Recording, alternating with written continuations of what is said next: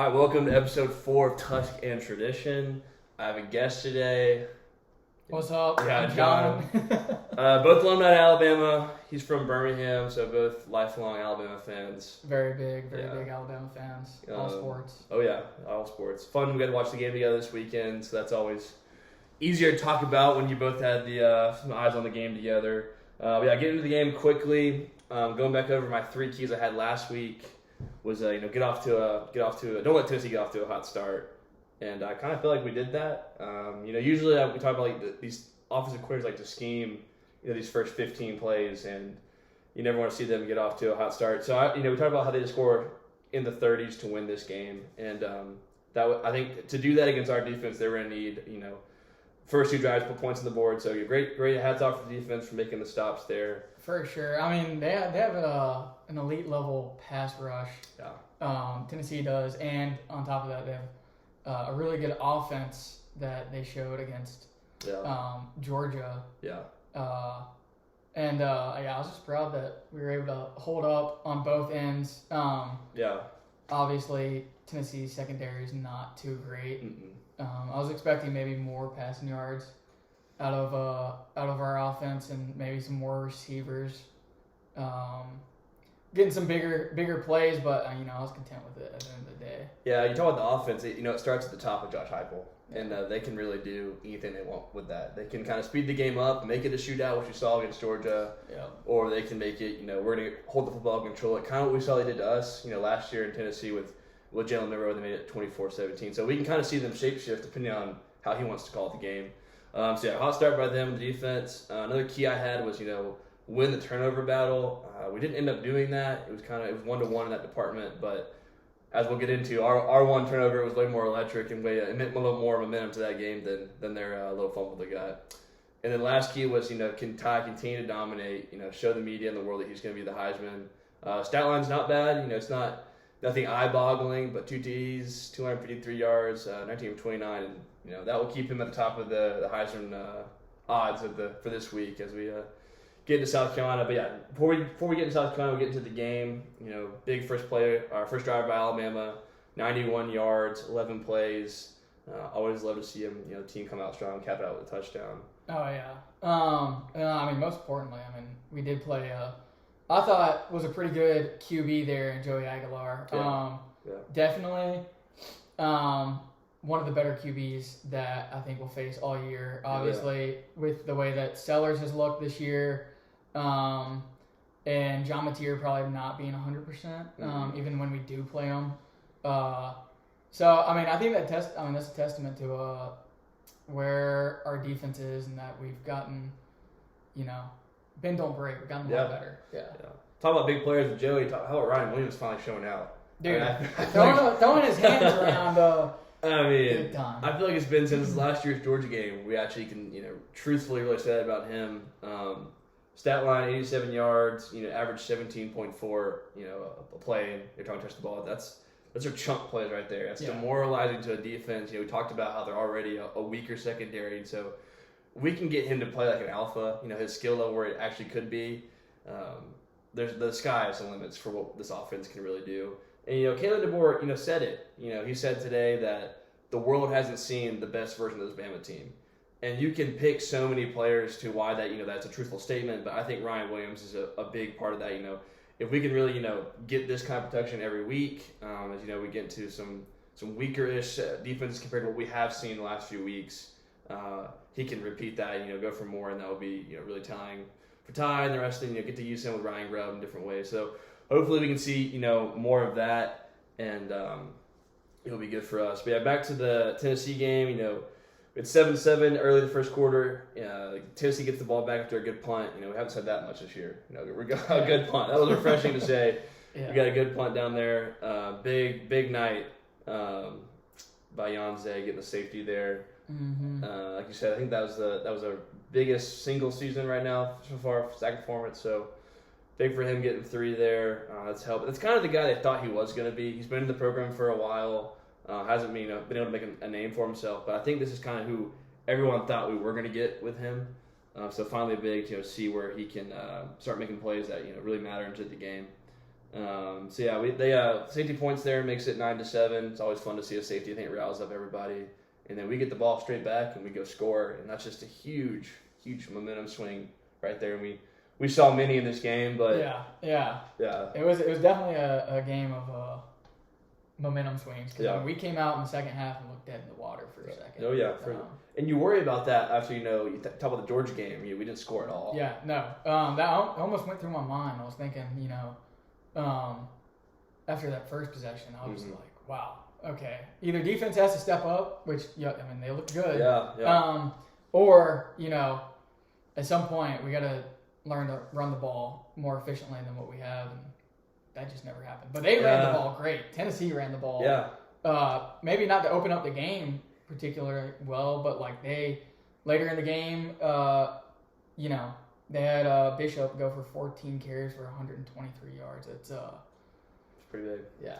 Like you said, you love to see us run the football more. You would love to see the old Alabama, let's lean on our offensive line to really put the game away there. But it was good to see Jam Miller back in the end zone after what happened last week. That was a scary injury. So there was a lot of talk this week if he was even going to get to play. So big to see him, scoring points for us, right there before half. And then, Tennessee puts a great drive together and they get all the way down to the 1. So we can play coach here. You're at the 1, Tennessee, 9 seconds, no timeouts. Running, it's kind of out of 9 seconds, I don't know. Maybe enough time if you get stopped short to, I don't know, you have to have more than 3 seconds to spike the football. So, I don't disagree with the play action call. I really don't disagree with the play call to try to sneak it out in the flats there. It just wasn't a great throw by Joey. No, it was, also with that, it was, credit to DeBoer with calling a timeout. Yeah. Our last timeout and being like, Huge. all right, we're going to see how they line up. Maybe we can get some recognition off of that. But why not use them? Yeah. You can't take them with you in the second half. So why not use it? So, But yeah, Greg McElroy said it. Probably could have, told Aguilar, this ball either needs to go out of bounds quick or, if he's open, hit him there. Yeah, our guy or nobody. Yeah. No doubt. That's what you got to say. And it wasn't, it was a little behind him, and Xavier Brown made a heck of a play and huge momentum. I probably watched that play, I don't know, 100 times. Oh my goodness. It's great. It's great. I feel like whenever there's a big play in Bryant-Denny, everyone who's there is like, that's the loudest it's ever been. So everyone's saying that again about this play. But it looked like that Trayvon Diggs play from a few years ago when he took it goal line to goal line. No, seriously. Yeah, it was so similar to that play. They both had huge momentum shifts in that game. So at halftime, I felt like the game's not over.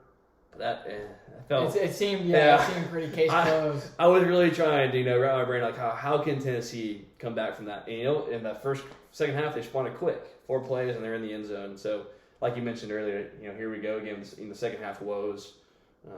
You made a good point when we were watching the game that 2-point conversion that they went for and didn't get was huge because, like you said, it kept it a 1-score game. So that was big. And then, this is kind of in the early second half, we hit some adversity because, they scored quick. We put on a little bit of a nice drive right at midfield, and then we get that kind of bizarre play with Ty where he was loading up. Yep, his Proctor. Yeah, right on the shoulder. Yeah. And then, that ball's in the ground. Everyone just kind of looked at it like it was a... Oh, I know, and it got batted by one of the guys. Tennessee, I think, ended up just hitting it. Ty was like, do I go for it? Decided to jump on it. He was the only one. And then I think when he jumped on it, the Tennessee defender's like, oh, I probably should go too. Yeah. Because Ty got there first. No, yeah, and then it kind of just... And then it's kind of one of those plays you're thinking, okay, on the field, let's call it a fumble. Mm-hmm. Let's send it to review and we'll get it right. And you just started looking at the review looks, and you're like, I don't know if there's enough evidence to not go with what the call on the field was. No, they once they determined that it was Tennessee's ball, I kind of thought in my head, it's gonna be hard to overrule that. Yeah. This is gonna be an issue. We have a lot to uncover there in the second half. Yeah, and then I went back and watched Kalen DeBoer. Someone asked him about that play, and he mentioned that there were some other plays in the game, like the safety with Yanze, and another play where Aguilar kind of spiked it, that he saw the defense running after what they maybe thought was a live ball in case, but it was always both of them were dead balls and that on those plays. But he saw them doing that on those plays, and it's unfortunate that the offense didn't do it there. We ended up coughing the ball up there and giving it back to Tennessee. And this is the first time we kind of felt some real adversity, and I feel like the momentum of when we had Xavier Brown, making a sandwich going down the sideline, house calling it for half, is kind of, it seems a little more distant now than it did when, a few game minutes ago.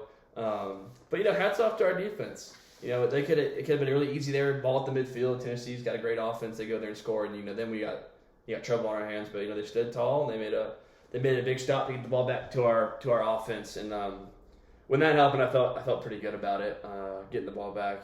And then on that drive by Bama, I'm sure you've seen this play. We were on our 38. It was 1st and 10, and we were trying some trickery. We threw it was going to be a double pass. Yeah. Yeah, Jeremy back to Ty. And I saw a great screenshot. After games, I love to go look at the other fans' social media. Yeah. And so I saw someone had screenshotted, on that play where it was Jeremy and 3 or 4 Tennessee defenders right in his face, and it was you wouldn't believe me if I told you Alabama got a first down on this, and it's true because it was just a heck of a play by him. More to say about that we've tried that a few times this year, trying to get the ball in his hands and let him make a play. Nothing of yet, but nothing negative. A lot of times you see these receivers, they get the ball in their hands and they're thinking, okay, I'm going to make a play. I'm going to see what I can do, and that can lead to trouble. And I feel like he's really smart with the ball. He's a high school quarterback, so that all plays, it never leaves you like riding a bike. So I think that all plays, into it. But he's done a good job making decisions on that. And if I'm Ryan Grubb, I'm going to continue to use him. In those trickery type plays. And so it's just fun to see creative play calling. I feel like a lot of times, especially Alabama, we're so used to just I formation, vanilla. Mm-hmm. Let's give it to our big back and get some yards. So it's fun to have that now. That same drive was capped off by Rico Scott. Getting the 11-yard reception TD. But Tennessee won't go away. They get the ball right back and they go and score. So we're going into the fourth quarter. It's 30-20.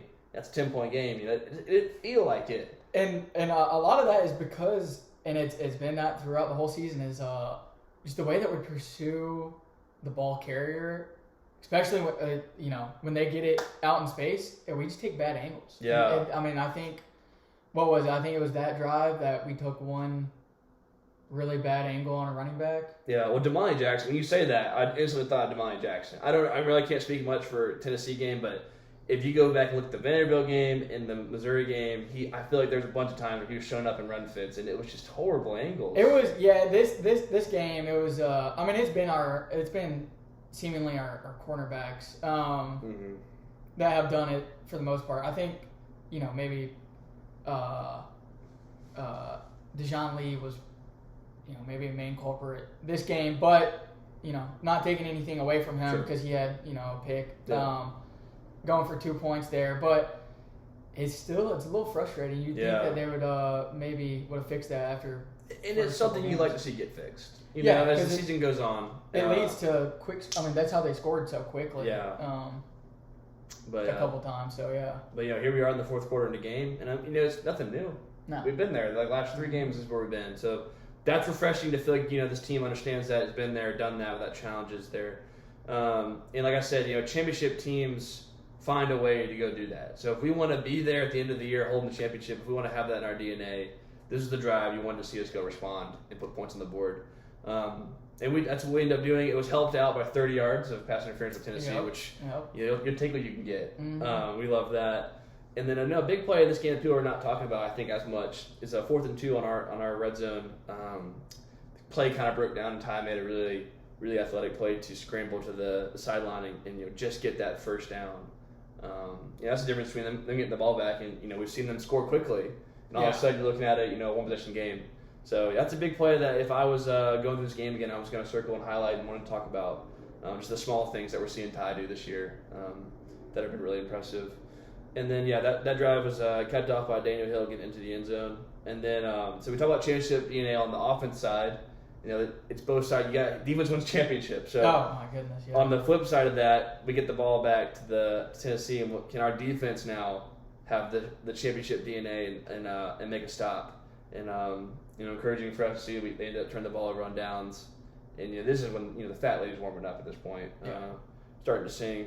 So we got the ball back there. Love to see in the game with the ball. I hate punting there to give them another chance to score. It's always refreshing. You run the clock out in victory formation.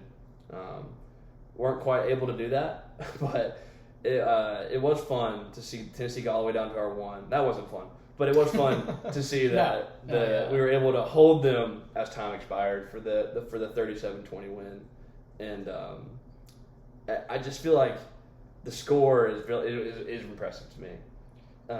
I thought we would cover that. I think Vegas had it at 8.5, 7.5. So I had us winning at I think I said 38-27. So I had a closer game than this. So I think it was really impressive how came out not flat in the second half after facing the early adversary. Was able to keep putting points on the board. Offense didn't show any signs of going stale or stagnant, so that was really impressive. And like we talked about earlier this and talked about last week, we knew Tennessee had to score 30 to win this game. And when they weren't getting close to that, it was just a writing on the wall. It felt good to know that wasn't going to happen. And with the week D especially, we talked about with the just being so low in the rankings, I thought we could score. And so I'd say one thing that I'm really impressed at is I thought their pass rush would get to us a lot more. Mm-hmm. But it seemed like we held up pretty well, considering that, what was it, Ty got sacked 4 times, I think, in the Missouri game and 4 times in the Vanderbilt game. Mm-hmm. Missouri's pass rush looked really good, but Tennessee's was, I think, ranked 2 in the country coming into this game. And seemingly, we got the ball out quick, effective. Just couldn't run the ball, which kind of stunk, because I thought maybe we could finally break it open, run the ball, this game. And we're gonna need to, if we want to end up holding the trophy of the year. That's gonna be something we're gonna have to find it some way, somehow. Yeah, it's got to come around. It's gonna have to come around. Looking ahead, some of these games, it's got to come around. But if you look at where Florida State game to now, night and day difference. If you had told me after that game, hey, you're gonna be the first SEC team ever to win 4 straight ranked conference games and be undefeated in SEC play, be one of 2 teams, I would top 5 in the country after that. Laugh at you with the schedule that. I would think Florida State's number 1 in the country, blowing everybody out. Not 4 and 3, and Georgia would probably be for some reason unranked at this point. Yeah, how do you go into Georgia? That's what you would think. But as the season goes on, I can start to see it now. Bama's getting better. Yeah, they're definitely making adjustments. And like everyone's been saying, that week 1 is always squirrely. Something happens. Yeah, and it's all what you make it. No, do you want it to haunt you the whole season, or do you put it behind you, come to work on Monday? Learning lesson. Yep. Nick Saban said it best: never waste a failure. Yeah, that was a failure. But learn from it, get better from it. Don't let that. Don't let one loss become 2. Yeah. And obviously, so far we've been doing pretty good. Yeah. And I think we'll be able to hopefully continue this week, South Carolina. Later this week, we'll be coming out with a video, kind of talking about the South Carolina game, what they do well, what they don't do well, what we think, and how Bama can have success. But that's going to do it here today for me and John. It was a pleasure to have John on episode 4 of Tusk Tradition. Yeah, thank you for having me. Of course, I'm sure we'll see John in the future. But that's going to wrap it up for today, and we'll see you later this week. Adios.